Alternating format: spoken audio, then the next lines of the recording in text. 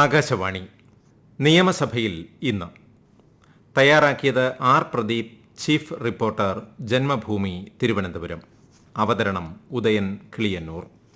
കൂത്താട്ടുകുളം നഗരസഭാ കൌൺസിലർ കലാരാജുവിനെ പട്ടാപ്പകൽ പോലീസ് നോക്കി നിൽക്കെ CPM DYFI പ്രവർത്തകർ തട്ടിക്കൊണ്ടുപോയ സംഭവം അടിയന്തര പ്രമേയമായി നിയമസഭയിൽ പ്രതിപക്ഷം ഉന്നയിച്ചത് സഭയെ ഇന്ന് പ്രക്ഷുബ്ധമാക്കി. ഭരണപ്രതിപക്ഷ അംഗങ്ങൾ പരസ്പരം പോർവിളിച്ചും ബഹളം വച്ചും സഭാന്തരീക്ഷം ശബ്ദായമാനമാക്കി. പ്രതിപക്ഷ നേതാവിനെ പ്രസംഗിക്കാൻ അനുവദിക്കാതെ ഭരണപക്ഷ അംഗങ്ങൾ ബഹളം വച്ചപ്പോൾ പേപ്പർ മേശയിലടിച്ച് പ്രതിപക്ഷ നേതാവ് VD സതീശൻ കയർത്തു.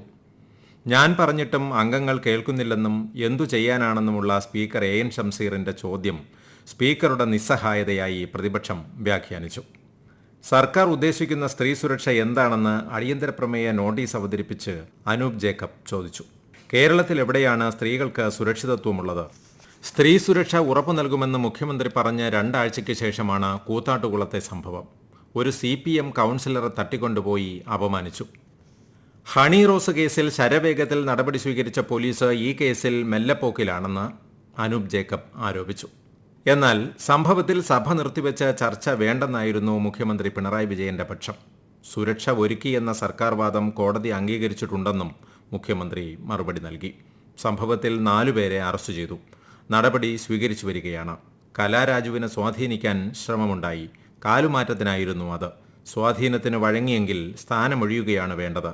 കാലുമാറ്റത്തെ അതേ രീതിയിൽ അംഗീകരിക്കാനാകുമോ എന്നും അദ്ദേഹം ചോദിച്ചു. സ്ഥലത്ത് സംഘർഷാവസ്ഥയോ മറ്റ് ക്രമസമാധാന പ്രശ്നങ്ങളോ നിലവിലില്ല. ക്രമസമാധാനം ഉറപ്പുവരുത്തുന്നതിനാവശ്യമായ എല്ലാ നടപടികളും പോലീസ് സ്വീകരിച്ചു വരുന്നു. അതിനാൽ ഇക്കാര്യം സഭ നിർത്തിവെച്ച് ചർച്ച ചെയ്യേണ്ടതില്ലെന്ന് മുഖ്യമന്ത്രി പറഞ്ഞു. തുടർന്ന് സംസാരിച്ച പ്രതിപക്ഷ നേതാവ് VD സതീശന്റെ പ്രസംഗം ഭരണപക്ഷ അംഗങ്ങൾ തടസ്സപ്പെടുത്തിയതോടെ സഭ പ്രക്ഷുബ്ധമായി. കേരളത്തിൽ എത്രയോ പഞ്ചായത്തുകളിൽ എത്രയോ പേർ അങ്ങോട്ടും ഇങ്ങോട്ടും കാലുമാറിയിരിക്കുന്നു. അവരെയൊക്കെ തട്ടിക്കൊണ്ടുപോവുകയാണോ വേണ്ടതെന്ന് പ്രതിപക്ഷ നേതാവ് VD സതീശൻ ചോദിച്ചു. 1 മാസം മുൻപ് വ്യവസായ മന്ത്രിയുടെ മണ്ഡലത്തിലെ കരുമാലൂർ പഞ്ചായത്തിൽ തങ്ങളുടെ ഒരു അംഗം പ്രസിഡന്റ് തെരഞ്ഞെടുപ്പിൽ മാറ്റി വോട്ട് ചെയ്തു. അവരോട് അന്ന് രാജിവെക്കാനാണോ CPM നിർദ്ദേശിച്ചത്? ഉച്ചകഴിഞ്ഞ് നടന്ന വൈസ് പ്രസിഡന്റ് തെരഞ്ഞെടുപ്പിൽ ഈ കാലുമാറ്റക്കാരനെ CPM വൈസ് പ്രസിഡന്റാക്കി. എന്നിട്ടും ഇവിടെ വന്ന് ഇങ്ങനെ സംസാരിക്കാൻ എങ്ങനെയാണ് സാധിക്കുന്നതെന്നും സതീശൻ ചോദിച്ചു. കേരളത്തിലെ സ്ത്രീകളോടുള്ള അധിക്ഷേപത്തിന് മുഖ്യമന്ത്രി കൂട്ടുനിൽക്കുകയാണ്. ഒരു CPM കൌൺസിലർക്കാണ് ഇത് പറ്റിയത്. നാളെ നിങ്ങൾക്കാർക്കും ഇത് പറ്റാതിരിക്കട്ടെ എന്നും പ്രാർത്ഥിക്കുന്നു. ഉത്തരവാദികളായ പ്രതികളെ അറസ്റ്റ് ചെയ്യാൻ സ്ത്രീകളെ സംരക്ഷിക്കുമെന്ന മുഖ്യമന്ത്രിയുടെ വാക്കിന് വിലയുണ്ടെങ്കിൽ നിർദ്ദേശം നൽകണമെന്നും സതീശൻ ആവശ്യപ്പെട്ടു. പിന്നാലെ കോൺഗ്രസ് അംഗങ്ങൾ നിയമസഭയിൽ നിന്ന് വാക്കൌട്ട് നടത്തി. യൂണിവേഴ്സിറ്റി ഗ്രാന്റ്സ് കമ്മീഷൻ പുറത്തിറക്കിയ കരട് മാർഗരേഖ പിൻവലിക്കണമെന്നാവശ്യപ്പെട്ട് നിയമസഭയിൽ പ്രമേയം കൊണ്ടുവന്നു. മുഖ്യമന്ത്രി പിണറായി വിജയനാണ് ചട്ടം 118 പ്രകാരം പ്രമേയം അവതരിപ്പിച്ചത്. പ്രതിപക്ഷം കൊണ്ടുവന്ന ഭേദഗതികൾ തള്ളിയെങ്കിലും പ്രമേയത്തെ പ്രതിപക്ഷവും അനുകൂലിക്കുകയായിരുന്നു. ഭരണഘടനയുടെ 7ാം ഷെഡ്യൂളിലെ സംസ്ഥാന ലിസ്റ്റിലെ ഇനം 32 പ്രകാരം സർവകലാശാലകളുടെ സ്ഥാപനം, മേൽനോട്ടം എന്നിവ സംബന്ധിച്ചുള്ള അധികാരം സംസ്ഥാനങ്ങൾക്കാണ്. യൂണിയൻ ലിസ്റ്റിലെ ഇനം 66 പ്രകാരം ഉന്നത വിദ്യാഭ്യാസ ഗവേഷണ സ്ഥാപനങ്ങളുടെ ഏകോപനത്തിനും നിലവാരം നിശ്ചയിക്കുന്നതിലും മാത്രമാണ് കേന്ദ്ര സർക്കാരിന് അധികാരമുള്ളത്. ഇതിന്റെ പിൻബലത്തിലാണ് UGC നിയമത്തിൻ കീഴിൽ UGC റെഗുലേഷനുകൾ പുറപ്പെടുവിക്കുന്നതെന്നും പ്രമേയത്തിൽ പറഞ്ഞു.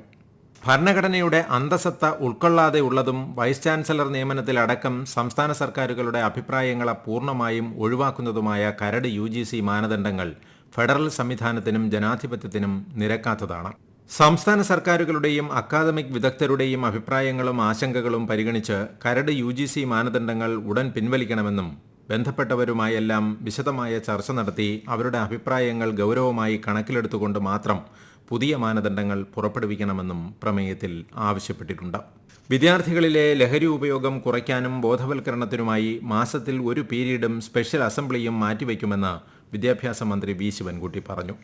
ലഹരി വിരുദ്ധ പ്രവർത്തനങ്ങളിൽ ഏർപ്പെടുന്ന വിദ്യാർത്ഥികൾക്ക് നിരന്തര മൂല്യനിർണ്ണയത്തിൽ മുൻഗണന നൽകുമെന്നും മന്ത്രി നിയമസഭയെ അറിയിച്ചു.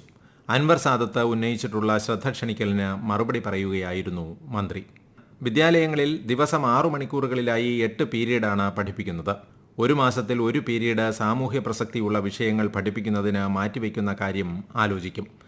ലഹരിക്കു പുറമെ മാലിന്യ നിർമ്മാർജ്ജനം, കുട്ടികൾക്ക് എതിരായുള്ള അതിക്രമം തുടങ്ങിയ സാമൂഹ്യ പ്രസക്തിയുള്ള വിഷയങ്ങളിൽ ക്ലാസ് എടുക്കുന്നത് പരിഗണിക്കും. നിലവിൽ നടക്കുന്ന ലഹരി വിരുദ്ധ ബോധവൽക്കരണ പരിപാടികൾക്ക് പുറമെയാണിതെന്നും വിവിധ ലഹരിവിരുദ്ധ പദ്ധതികൾ വിശദീകരിച്ചുകൊണ്ട് മന്ത്രി പറഞ്ഞു. സംസ്ഥാന ഭാഗ്യക്കുറി ടിക്കറ്റുകളുടെ സീരീസ് വർദ്ധിപ്പിച്ച് കൂടുതൽ ടിക്കറ്റുകൾ അച്ചടിച്ച് വിതരണം ചെയ്യുമെന്ന് ധനമന്ത്രി കെ.എൻ. ബാലഗോപാൽ പറഞ്ഞു. വർദ്ധിപ്പിക്കുന്ന സീരീസുകൾ ഉൾപ്പെടുത്തി നറുക്കെടുപ്പ് നടത്തുന്നതിനുള്ള സാങ്കേതിക സൗകര്യം കൂടി ഉറപ്പുവരുത്തുന്നതോടെ കൂടുതൽ ടിക്കറ്റുകൾ വിപണിയിലെത്തിക്കും. അതോടെ നിലവിലെ ടിക്കറ്റ് ദൗർലഭ്യം ഇല്ലാതാവുമെന്നും എല്ലാ ഏജന്റുമാർക്കും ആവശ്യമായ ടിക്കറ്റുകൾ ലഭ്യമാവുമെന്നും മന്ത്രി നിയമസഭയെ അറിയിച്ചു. കെ.ജെ. മാക്സിയുടെ സബ്മിഷന് മറുപടി നൽകുകയായിരുന്നു മന്ത്രി. ഈ മേഖലയിൽ 30,000-ഓളം അധിക തൊഴിൽ സൃഷ്ടിക്കുന്നതിനായി ഭാഗ്യക്കുറിയുടെ സീരീസുകൾ വർദ്ധിപ്പിച്ച് അച്ചടിക്കുന്ന ടിക്കറ്റുകളുടെ എണ്ണം വർദ്ധിപ്പിക്കുന്നതിനും സമ്മാന ഘടന പരിഷ്കരിക്കുന്നതിനുമുള്ള നടപടികൾ കൈക്കൊള്ളുമെന്നാണ് ബജറ്റിൽ പ്രഖ്യാപിച്ചിരുന്നത്. ഈ പ്രഖ്യാപനം സംബന്ധിച്ച തുടർ നടപടികൾ സംസ്ഥാന ഭാഗ്യക്കുറി വകുപ്പ് സ്വീകരിച്ചു വരികയാണ്. ഭാഗ്യക്കുറി ടിക്കറ്റുകളുടെ സമ്മാന ഘടന പരിഷ്കരണം അന്തിമഘട്ടത്തിലാണെന്നും മന്ത്രി വ്യക്തമാക്കി. ഗവർണറുടെ നയപ്രഖ്യാപന പ്രസംഗത്തിനുള്ള നന്ദിപ്രമേയ ചർച്ചയുടെ ആദ്യ ദിനം കൂടിയായിരുന്നു ഇന്ന്.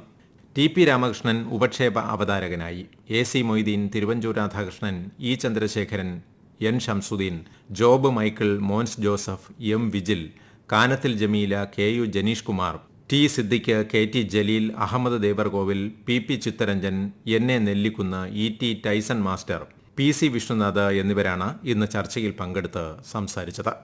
നിങ്ങൾ കേട്ടത് നിയമസഭയിൽ ഇന്ന്.